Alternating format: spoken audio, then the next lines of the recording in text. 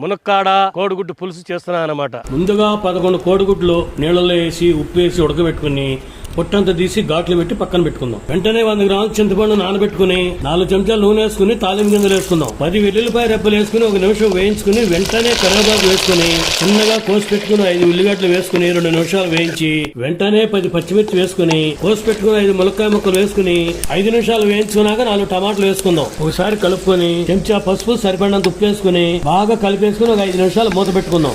5 నిమిషాలు అయ్యాక 2 చెంచాలు కారం వేసుకుని ఒకసారి బాగా కలిపేసుకుని చింతపండు పులుసు కూడా పోసుకుని చిక్కదానాన్ని సరిపడా నీళ్లు పోసుకుని అంతా కలిపేసుకుని ఒక 5 నిమిషాలు బాగా ఉడకనిద్దాం.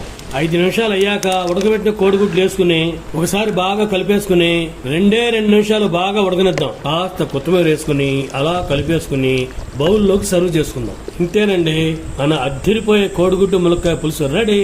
ఫుల్ వీడియో యూట్యూబ్ లో ఉందండి, అక్కడికి వచ్చేయండి. బాయ్.